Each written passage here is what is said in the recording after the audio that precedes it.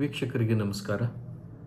ಇವತ್ತು ಮಕ್ಕಳ ಬೆಳವಣಿಗೆ ಮಾನಸಿಕ ಹಾಗೆಯೇ ವೈಚಾರಿಕ ಇದ್ರ ಬಗ್ಗೆ ನಾನು ಒಂದು ಸ್ವಲ್ಪ ವಿಷಯಗಳನ್ನು ನಿಮ್ಮ ಮುಂದೆ ಪ್ರಸ್ತುತಪಡಿಸ್ತಾ ಇದ್ದೀನಿ. ಸಾಮಾನ್ಯವಾಗಿ ನಾವು ಮಕ್ಕಳ ಜೊತೆ ಮಾತಾಡಬೇಕಾದ್ರೆ ನಾವು ನಮ್ಮ ಯೋಚನಾ ಶಕ್ತಿ ಪ್ರಕಾರ ಮಕ್ಕಳ ಜೊತೆ ಡಿಸ್ಕಸ್ ಮಾಡ್ತೀವಿ ಅಥವಾ ನಾವು ಮಾತಾಡ್ತೀವಿ. ಕೆಲವೊಮ್ಮೆ ಮಕ್ಕಳು ಹೇಳೋ ಮಾತುಗಳನ್ನು ನಾವು ತುಂಬ ಸೀರಿಯಸ್ ಆಗಿ ಕೂಡ ತಗೋತೀವಿ. ಆದರೆ ನಾವಿಲ್ಲಿ ಅರ್ಥ ಮಾಡ್ಕೋಬೇಕಾಗಿದ್ದ ಪ್ರಮುಖ ವಿಷಯ ಏನು ಅಂತ ಹೇಳಿದರೆ, ಮಕ್ಕಳು ದೊಡ್ಡವ್ರ ಥರ ಯೋಚನೆ ಮಾಡಲ್ಲ. ಮಕ್ಕಳ ಯೋಚನೆಗಳೇ ಬೇರೆ, ದೊಡ್ಡವ್ರ ಯೋಚನೆಗಳೇ ಬೇರೆ. ಈ ವಿಚಾರವಾಗಿ ಮನಃಶಾಸ್ತ್ರಜ್ಞರು ಒಂದು ಸಣ್ಣ ಎಕ್ಸ್ಪೆರಿಮೆಂಟ್ ಮಾಡಿದರು. ಈ ಎಕ್ಸ್ಪೆರಿಮೆಂಟ್ ಬಗ್ಗೆ ನಾವು ಇವಾಗ ತಿಳ್ಕೊಳ್ಳೋಣ. ಸುಮಾರು 8ರಿಂದ 10 ವರ್ಷ ವಯಸ್ಸಿನ ಮಕ್ಕಳು ಒಂದಿಷ್ಟು ಜನನ ಸೇರಿಸ್ಬಿಟ್ಟು ಈ ಮಕ್ಕಳಿಗೊಂದು ಕತೆ ಹೇಳಿದ್ವಿ. ಏನು ಕತೆ? ಒಂದು ಊರಲ್ಲಿ ಒಬ್ಬ ತುಂಬ ಬಡವ ಇದ್ದ. ಅವ್ನು 4-5 ದಿನದಿಂದ ಊಟ ಮಾಡಿರಲಿಲ್ಲ. ಒಂದು ದಿವಸ ಅವನ ಹೆಂಡತಿಗೆ ತುಂಬ ಹುಷಾರು ತಪ್ಪತ್ತೆ.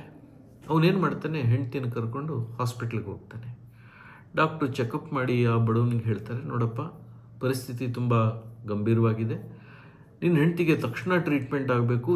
ಇಷ್ಟು ಮೆಡಿಸಿನ್ಸು ಇವಾಗಲೇ ಇಮ್ಮಿಡಿಯೇಟ್ ತೊಗೊಂಡು ಬಂದರೆ ನಿಮ್ಮ ಹೆಂಡತಿ ಪ್ರಾಣ ಉಳಿಸೋಕ್ಕಾಗತ್ತೆ, ಇಲ್ಲ ಅಂದರೆ ಅವಳು ಬದುಕೋದು ಕಷ್ಟ ಇದೆ ಅಂತ ಹೇಳಿ. ಸೊ ಇವನು ಡಾಕ್ಟ್ರ್ ಕೊಟ್ಟು ಚೀಟಿ ತಗೊಂಡು ಮೆಡಿಕಲ್ ಶಾಪ್ಗೆ ಹೋಗ್ತಾನೆ, ಚೀಟಿ ಕೊಡ್ತಾನೆ.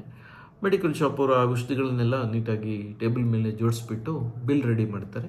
ಸುಮಾರು 5-6 ಸಾವಿರ ರೂಪಾಯಿ ಬಿಲ್ ಆಗಿತ್ತು. ಆ ಬಿಲ್ ನೋಡಿಬಿಟ್ಟು ಈ ಬಡವನಿಗೆ ಎದೆ ಧಸಕ್ಕನ್ನತ್ತೆ. ಆದರೂ ಏನು ಮಾಡೋದು, ಹೆಂಡ್ತಿನ ಉಳಿಸ್ಕೋಬೇಕು. ಅವ್ನು ರಿಕ್ವೆಸ್ಟ್ ಮಾಡ್ತಾನೆ ಔಷಧಿ ಅಂಗಡಿ ಓನರ್ಗೆ, ನೋಡಿಪ್ಪ, ನನಗೆ ಮೋಸ ಮಾಡೋ ಇಂಟೆನ್ಷನ್ ಇಲ್ಲ, ನಾನು ನಿಮ್ಮ ದುಡ್ಡು ತೀರಿಸ್ತೇನೆ, ಸದ್ಯಕ್ಕೆ ನನ್ನ ಪರಿಸ್ಥಿತಿ ತುಂಬ ಕಷ್ಟದಲ್ಲಿದೆ, ನಾನು ಊಟ ಕೂಡ ಮಾಡಿಲ್ಲ, ನನ್ನ ಹೆಂಡತಿ ಆರೋಗ್ಯ ಸರಿ ಇಲ್ಲ, ಈಗ ಇದನ್ನು ಔಷಧಿ ಕೊಡದಿದ್ದರೆ ಬದುಕೋದು ಕಷ್ಟ ಅಂತ ಕೂಡ ಡಾಕ್ಟ್ರ್ ಹೇಳಿದ್ದಾರೆ, ನಾನು ಖಂಡಿತ ತೀರಿಸ್ತೀನಿ, ದಯವಿಟ್ಟು ನನಗೆ ಈ ಔಷಧಿ ಕೊಡಿ ಅಂಥೇಳಿ. ಆವಾಗ ಮೆಡಿಕಲ್ ಶಾಪನ್ನು ಹೇಳ್ತಾನೆ, ನೋಡಿಪ್ಪ, ಇಂಥ ಪೇಷಂಟ್ ಬೇಕಾದಷ್ಟು ಬರ್ತಾರೆ, ದುಡ್ಡು ಕೊಡು, ನೀನು ಐಟಮ್ಸ್ ತೊಗೊಂಡೋಗು, ನಂದೇನೂ ಅಭ್ಯಂತರ ಇಲ್ಲ, ನಾವು ಸಾಲಾಗಿಲ್ಲ ಇಲ್ಲಿ ಕೊಡೋದಿಲ್ಲ ಅಂತ ಹೇಳ್ತಾರೆ.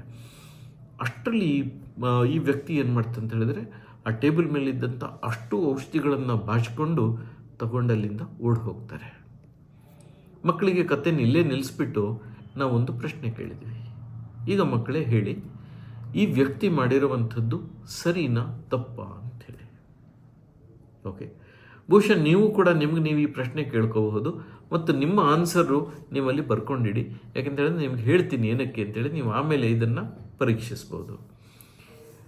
ಸೊ ಈ ಪ್ರಶ್ನೆ ಕೇಳಿದ ತಕ್ಷಣ ಮಕ್ಕಳು ಎಲ್ಲರೂ ಒಂದ್ಸರಿ ಯೋಚನೆ ಕೂಡ ಮಾಡಿಲ್ಲ, ಒಂದೇ ಸರಿ ಆನ್ಸರ್ ಹೇಳಿಬಿಟ್ರು. ಅವ್ರು ಏನು ಆನ್ಸರ್ ಹೇಳಿದ್ರು ಅಂತ ನಾನು ನಿಮಗೆ ಆಮೇಲೆ ಹೇಳ್ತೀನಿ. ನೀವು ಫಸ್ಟು ನಿಮ್ಮ ಆನ್ಸರ್ ಬರ್ಕೊಳ್ಳಿ, ಆಮೇಲೆ ಇದ್ರ ಬಗ್ಗೆ ಡಿಸ್ಕಸ್ ಮಾಡೋಣ. ಇದೇ ಮಕ್ಕಳನ್ನು ಮತ್ತೆ ನಾವು ಸುಮಾರು 12-13 ವರ್ಷ ಆದಾಗ, ಅಂದರೆ ನಾವೇನು ಹದಿಹರೆಯ ಅಂತ ಹೇಳ್ತೀವಿ, ಆ ವಯಸ್ಸಿಗೆ ಬಂದಾಗ ಇದೇ ಮಕ್ಕಳನ್ನು ಸೇರಿಸಿ ಮತ್ತೆ ಇದೇ ಕತೆ ಹೇಳಿದ್ವಿ. ಅವಾಗ ಮಕ್ಕಳು ಮರೆತು ಹೋಗಿದ್ರು, ಬಟ್ ಇದೇ ಕಥೆನ ಹೇಳಿ ಮತ್ತೆ ಇದೇ ಪ್ರಶ್ನೆಯನ್ನು ಮಕ್ಕಳಿಗೆ ಕೇಳಿದ್ವಿ. ಈಗ ಬಹಳ ಇಂಟ್ರೆಸ್ಟಿಂಗ್ ನಮಗೆ ಬಂದಂಥ ಆನ್ಸರ್ಗಳು. ಮೊದಲನೇ ಸನ್ನಿವೇಶದಲ್ಲಿ ನಾನು ಆವಾಗ ಹೇಳಿದೆ ನಿಮಗೆ ಆನ್ಸರ್ ಹೇಳ್ತೀನಿ ಅಂತ, ಇವಾಗ ಹೇಳ್ತಾ ಇದ್ದೀನಿ. ಮೊದಲನೇ ಸನ್ನಿವೇಶದಲ್ಲಿ ಮಕ್ಕಳು ಯಾವುದೇ ಹೆಸಿಟೇಷನ್ ಇಲ್ಲದೇ ಅವನು ಮಾಡಿದ್ದು ತಪ್ಪು ಅಂತ ಒಕ್ಕರಲಿನಿಂದ ಹೇಳಿದರು. ಅದೇ ಎರಡನೇ ಸನ್ನಿವೇಶದಲ್ಲಿ ಯಾವಾಗ ಹದಿಹರೆಯಕ್ಕೆ ಬಂದರು, ಸಾಕಷ್ಟು ಜನ ಸರಿ, ಸಾಕಷ್ಟು ಜನ ತಪ್ಪು, ಇನ್ನು ಕೆಲವರು ಅದು ಸರಿನೂ ಹೌದು ತಪ್ಪು ಹೌದು ಅನ್ನೋ ರೀತಿಯಲ್ಲಿ, ಅಂದರೆ ಅವರಿಗೆ ದೃಢವಾಗಿ ಒಂದು ನಿಶ್ಚಯ ಮಾಡೋದು ಕೂಡ ಆಗ್ತಾ ಇರಲಿಲ್ಲ. ಯಾಕೆ ಈ ರೀತಿ ನಡೆಯಿತು? ಈಗ ನೀವು ಕೂಡ ನೋಡಬಹುದು, ನಿಮ್ಮಲ್ಲಿ ನೀವೇನು ಆನ್ಸರ್ ಬರೆದಿದ್ದೀರಿ ಅಂತ ನೀವು ನೋಡಿಕೊಂಡ್ರೆ ನಿಮಗೂ ಅರ್ಥ ಆಗುತ್ತೆ. ಸಾಕಷ್ಟು ಜನ ನೀವು ಸರಿ ಅಥವಾ ತಪ್ಪು ಅಂತ ಬರೆದಿರ್ಬೋದು, ಅಥವಾ ನಿಮಗೂ ಈ ಡೈಲಮಾ ಇದ್ದಿರಬಹುದು. ಇಲ್ಲಿ ಏನು ಡಿಫ್ರೆನ್ಸ್ ಆಯಿತು? ನಾವು ಇದನ್ನೇ ಅರ್ಥ ಮಾಡ್ಕೋಬೇಕಾಗಿದ್ದು, ಮಕ್ಕಳ ಬೆಳವಣಿಗೆ ಹೇಗಿರುತ್ತೆ, ಪ್ರಮುಖವಾಗಿ ಅವರ ಮೆದುಳು, ದೇಹ, ಹಾಗೆಯೇ ಬುದ್ಧಿ ಅಂತ ನಾವೇನು ಹೇಳ್ತೀವಿ, ಸಿಚುವೇಶನ್ಗಳನ್ನು ಅನಲೈಸ್ ಮಾಡುವಂಥದ್ದು, ಇಮೋಷನ್ಗಳನ್ನು ಅರ್ಥ ಮಾಡ್ಕೊಳ್ಳುವಂಥದ್ದು, ಇವೆಲ್ಲ ಚಿಕ್ಕ ಮಕ್ಕಳಿಗೆ ಬರೋದಿಲ್ಲ. ತುಂಬ ಚಿಕ್ಕ ಮಕ್ಕಳು ನಾವು ಅದನ್ನು ಆಬ್ಜೆಕ್ಟಿವ್ ವ್ಯೂ ಪಾಯಿಂಟ್ ಅಂತ ಹೇಳ್ತೀವಿ. ಪ್ರತಿಯೊಂದು ವಿಚಾರವನ್ನು ವಸ್ತುನಿಷ್ಠವಾಗಿ ನೋಡ್ತಾರೆ, ಅದನ್ನು ಸರಿ ತಪ್ಪು ಅನ್ನೋ ಬ್ಲ್ಯಾಕ್ ಆ್ಯಂಡ್ ವೈಟಲ್ಲಿ ನೋಡ್ತಾರೆ. ಅದೇ ಮಗು ಯಾವಾಗ ಹದಿಹರೆಯಕ್ಕೆ ಬರುತ್ತೆ ಆವಾಗ ಅದು ಇಂಥ ಒಂದು ಏನು ಕರುಣೆ ಅಂತ ಹೇಳ್ತೀವಿ ನಾವು ಅಥವಾ ಭಾವನೆಗಳು ಅಂತ ಹೇಳ್ತೀವಿ, ಇವುಗಳನ್ನು ಕೂಡ ಯಾವ ರೀತಿಯಲ್ಲಿ ವಿಶ್ಲೇಷಣೆ ಮಾಡಬೇಕು ಅನ್ನೋದನ್ನು ಈ ವಯಸ್ಸಲ್ಲಿ ಮಕ್ಕಳು ಕಲ್ತ್ಕೋತಾರೆ.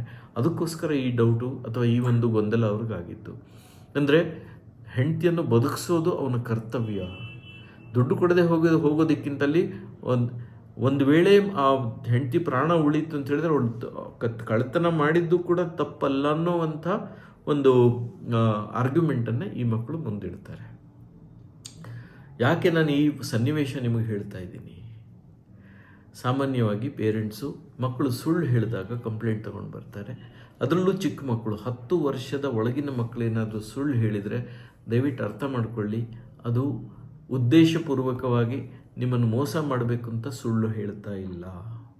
ಯಾಕೆಂದರೆ ಅದಕ್ಕೆ ಆ ಒಂದು ಓರಿಯೆಂಟೇಷನ್ ಇರೋದಿಲ್ಲ, ಬುದ್ಧಿ ಆ ಮಟ್ಟಕ್ಕೆ ಬೆಳೆದಿರೋದಿಲ್ಲ. ಸೊ ಮಕ್ಕಳು ಸುಳ್ಳು ಹೇಳಿದಾಗ ಅವರನ್ನು ಕಟಕಟೆಯಲ್ಲಿ ನಿಲ್ಲಿಸಬೇಡಿ. ನೀವು ಸುಳ್ಳು ಹೇಳಿದೆ ಅಂತ ಪ್ರೂವ್ ಮಾಡೋಕ್ಕೆ ಹೋಗಬೇಡಿ. ಇದು ಎಷ್ಟೋ ಕಡೆ ನಡೆಯುತ್ತೆ. ಸುಳ್ಳು ಹೇಳಿದರು, ಕಳ್ತನ ಮಾಡಿದರು, ಹಾಗೆ ಮಾಡಿದರು, ತಪ್ಪುಗಳನ್ನು ಮಾಡಿದಾಗ ಮಕ್ಕಳು ಈ ಉದ್ದೇಶಕ್ಕೆ ಇಲ್ಲ, ಅವರು ಉದ್ದೇಶಪೂರ್ವಕವಾಗಿ ಇದನ್ನು ಮಾಡಿರೋದಿಲ್ಲ. ಆ ಮೊಮೆಂಟಿಗೆ ಅವ್ರಿಗೆ ಏನು ತೋಚಿರುತ್ತೆ ಅದನ್ನು ಮಾಡಿರ್ತಾರೆ. ಅಲ್ಲಿ ಯಾವುದೇ ಸರಿ ತಪ್ಪಿನ ವಿಶ್ಲೇಷಣೆ ಇಲ್ಲದೆ ಅವರು ಮಾಡಿರ್ತಾರೆ. ಅಥವಾ ಅದಕ್ಕೆ ಅಲ್ಟೀರಿಯರ್ ಮೋಟಿವ್ಸ್ ಅಂತ ನಾವೇನು ಹೇಳ್ತೀವಿ, ಈ ಅಲ್ಟೀರಿಯರ್ ಮೋಟಿವ್ಸು ಮಕ್ಕಳಲ್ಲಿ ಇರೋದಿಲ್ಲ. ಅದರಿಂದ ದಯವಿಟ್ಟು ಮಕ್ಕಳನ್ನು 10 ವರ್ಷಕ್ಕೆ ಒಳಗಿರೋ ಮಕ್ಕಳನ್ನು ಪರ್ಟಿಕ್ಯುಲರ್ ಆಗಿ ನೀವು ಇಂಥ ವಿಶ್ಲೇಷಣೆಗೆ ಒಳಪಡಿಸೋದು ಒಳ್ಳೆಯದಲ್ಲ, ಅಥವಾ ಒಳಪಡಿಸಬಾರದು ಅಂತಲೇ ನಾನು ಇಲ್ಲಿ ಹೇಳೋದಕ್ಕೆ ಇಷ್ಟಪಡ್ತೀನಿ.